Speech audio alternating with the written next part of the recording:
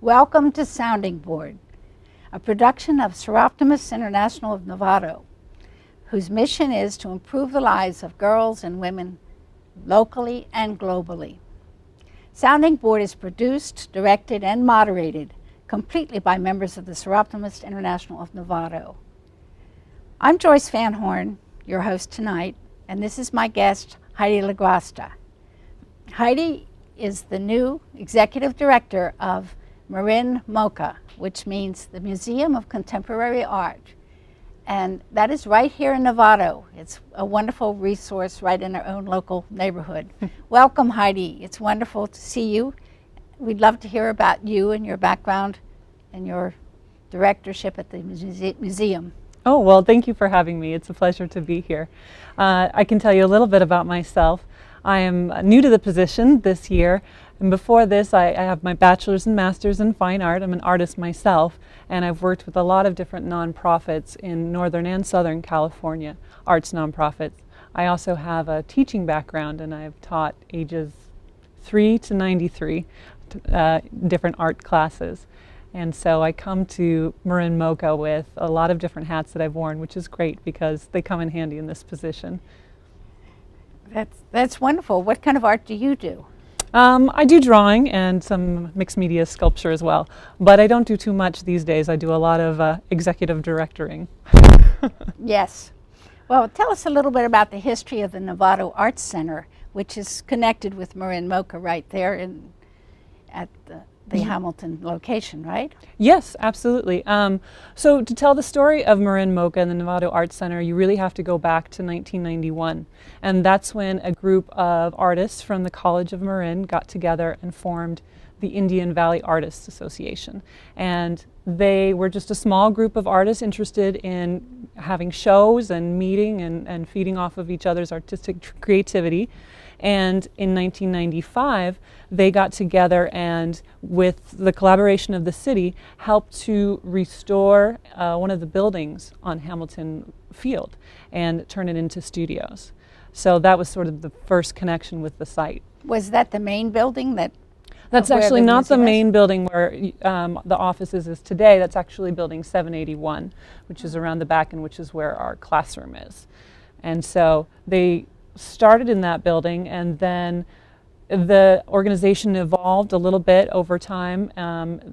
Indian Valley Artists became Northern Art League of California, and in 1999 the City Council, with the help of Pat Eklund, designated the Hamilton Field Center as Novato Arts Center. The 3 buildings that are on that form the Novato Arts Center. And in 2007, Marin MOCA was formed. And so Marin MOCA is really the natural outgrowth of all of those artists way back in 1991.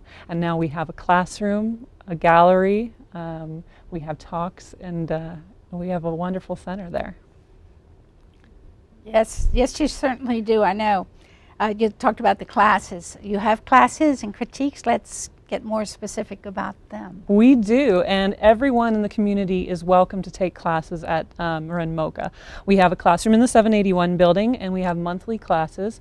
So the classes are really varied. We have everything from figure drawing and drawing the draped figure, painting, abstract painting. We have Tai Chi. We have a whole host of classes, and they change. So every month we have some different offerings.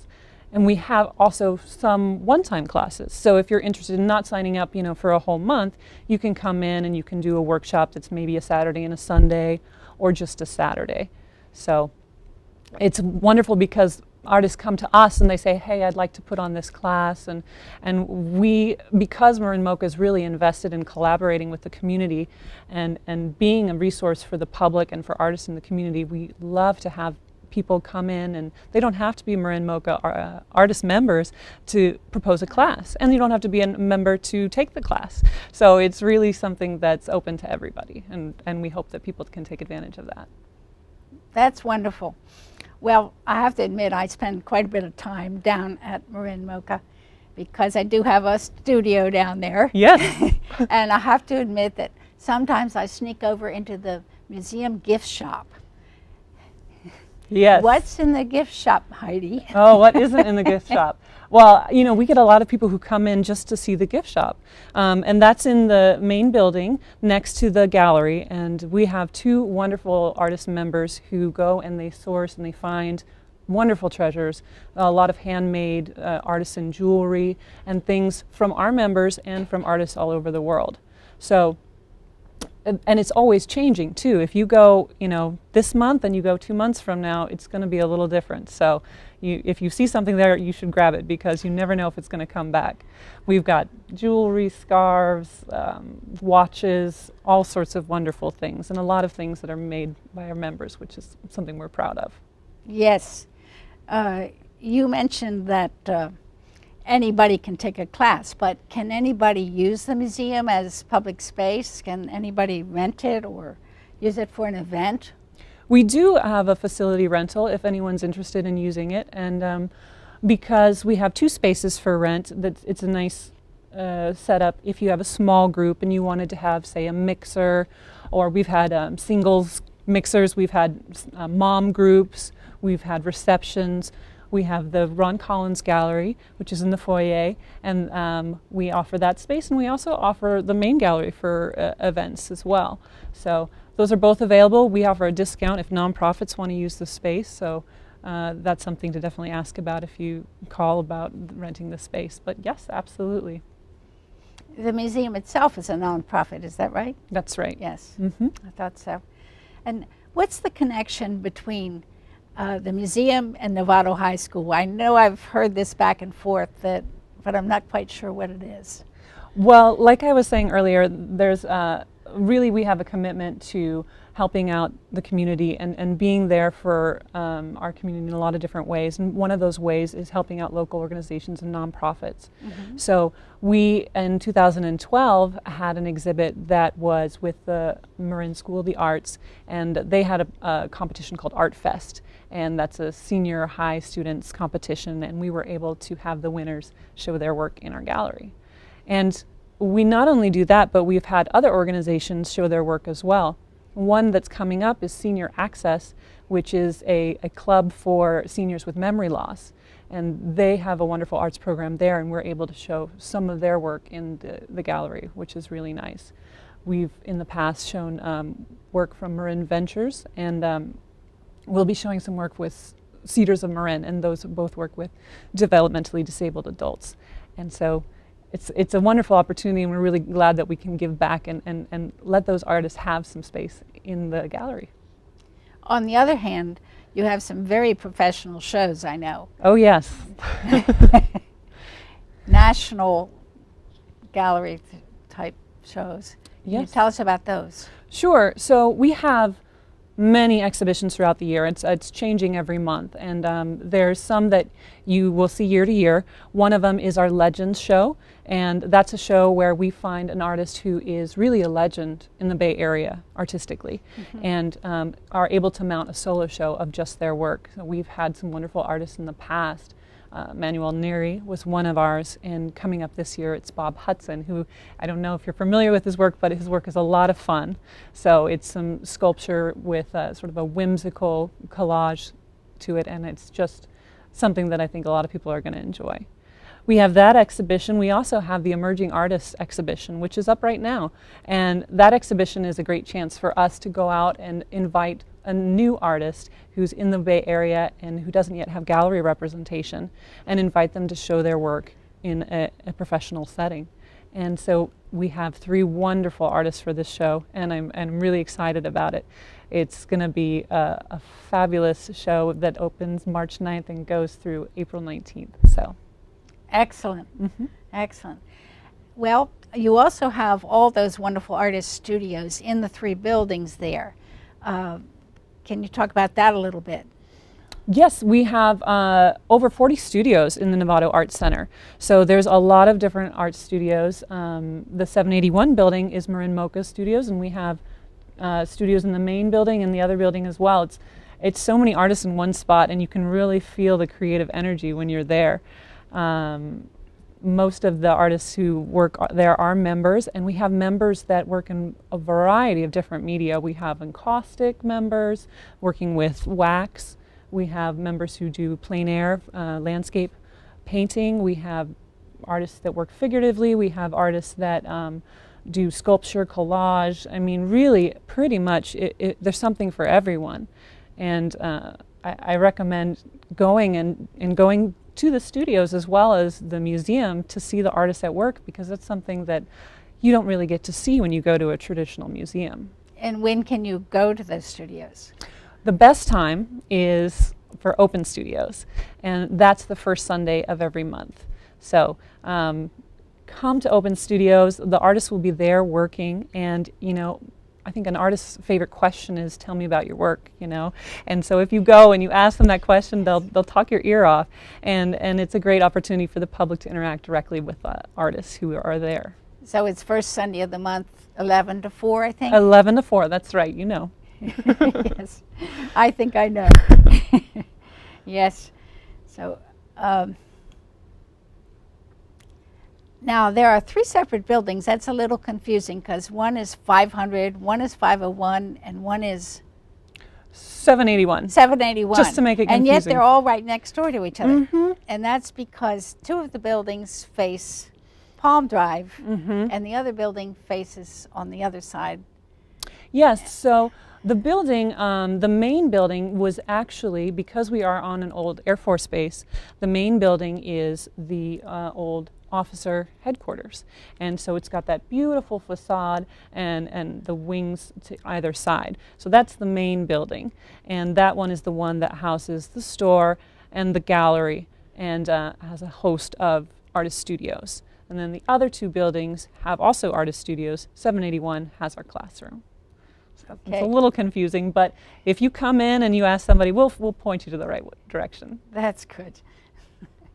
So tell us about some upcoming shows of the museum that the museum is going to have after this one is finished. After Emerging Artists is finished, yes, and I think I may have misspoke, it's March 9th to April 14th. So, but the next show that we're going to have is the Altered Book Show. And the Altered Book Show is one of our fundraisers and one of our most important fundraisers of the year. And that's a show where we have artists in the community work with the book to create a work of art. And so it's wonderful to see. We'll have over 100 different works of art, and they all start from the same place. They start from the book, but where they end up is completely different. So we'll have wonderful artwork that's inspired by the printed word. And the show will be up for 5 weeks, and during that time it'll also be a silent auction. So if you come to the museum to see the show, you can actually also bid on the work and maybe take a piece of art home with you. And the wonderful thing is we have a matching grant from the Collins Fund that matches 15,000% of the $15,000 of the proceeds. And so if you buy work for $25, it'll mean $50 for Marin MOCA. And because we're a free museum, it's a wonderful thing for our organization. So I have to give my tip of the hat to Eleanor Murray, which she started the Altered Book Show. And this is now our 4th year, and it's been such a wonderful thing for the organization. And we have a lot of events that are connected to it. So if you go on our website and look up what we have coming up, you'll see there's a lot connected to that show. That's pretty exciting. I know a lot of people come for that, and a lot of people wait for the Altered Book Show with a lot of excitement. Mm-hmm. Yes. So this is a pretty exciting place to be. Now, how can one become a member or a sponsor of the museum? Well, we love to have new members, and there's a couple different types of memberships. We have artist members and we have museum members. And our artist members, like yourself, are artists who would like to be part of Marin MOCA. And when you become an artist member, you can show twice a year in our member shows, which I didn't get a chance to talk about yet. And those are a great opportunity to see a cross-section of what's happening with our artists in the community. And in addition to that, they get discounts on classes and workshops, access to our online newsletter, and they get a discount in the store. And we have museum members. They also get a discount in the store, and they are a wonderful part of our organization as well. They also get discounts in the classes. And sometimes somebody says, oh, well, I'm not an artist. Can I still be a member? Absolutely. Be a museum member. And if you want to support in a different way, we also have sponsors. So we have people who sometimes sponsor different exhibitions, which is a great way for individuals or organizations to get their name out there and sort of show their appreciation for art. And we definitely appreciate them. That would be very good. Yes, we like it. What kind of opportunities do you have for non-members? For non-members, well, we have a critique class, which is open to everyone in the community. That's the third Thursday of the month in the evening. And that's open to any artist who would like to participate. It's an open group. They can come in and show their work and get some good feedback from other artists. They're welcome to take the classes, and of course, coming to the museum is always free, and coming to any of our events, a lot of them are free too. So we have some talks and lectures and juror talks that are a wonderful opportunity to come in and connect with art if you're an art maker or an art lover. So if a family decided they're going to have a little Sunday outing, they're going to go down and walk along the dike down there by the hangars and explore the old buildings, what else is there to do around Marin MOCA that you could have to entice people coming down there? Yes, it's a great place to make sort of a day of it with a couple different things that are nearby. We have Unity in Marin is right next door, so if you're there, you can certainly pop on by. We also have Beso, which is a new restaurant that opened up, and they're right next to the museum. The Beso Bistro. Beso Bistro. And I don't know if you've been there on a sunny day, but they have a really nice back patio. So that's fun. I recommend going there before or after your visit. And then another place is the Hamilton Field History Museum. And that's just a couple blocks down the road, and that's a wonderful place to visit too. They have a lot of information about the base and when it was an active military base. They have uniforms and a cockpit simulator and a whole bunch of artifacts from when the base was active. So that's a neat place to visit too. Yes. I've always found that the museum has a sort of a ghost of this military history, and so many times people will come and they'll visit and they'll say, gee, you know, my father was here during 1945 to 1947 and this and that, and I know where we hold our meetings upstairs. Sometimes it's called the what? It's called the War Room, for good reason. Yeah. Because the base was active from 1934 to 1975, and during that time, it was a really crucial spot for several, active military engagements. And yes, that war room definitely got used. I mean, during, I think, World War II, Pearl Harbor, some of those bombers flew out of Hamilton Base. So it's steeped in history. And if you go up in that room, I think you're right, you can feel a little bit of that. We have some wonderful architectural parts of the museum that wouldn't be there if it hadn't been a military building. It's got thick concrete walls and vaults and a lot of history locked up in it. And it's nice to see that transformed through art and turned into a place of creative expression. Yes, it is. It's a nice mixture. Yes, I think so. It stimulates thought. Yes, a little past, Yes. a little present. Yes, right. So what does the next year look like in the upcoming shows? Well, we've got a lot coming up. Just in connection with the Altered Book Show alone, we have a lot of interesting events. We have, at the opening on April 20th, we'll have Donna Seeger, who's our juror. She's going to be coming in, and she's going to be sharing a little bit about the history of the altered book and her jurying process. And that's a very popular talk. We usually have standing room only for that one.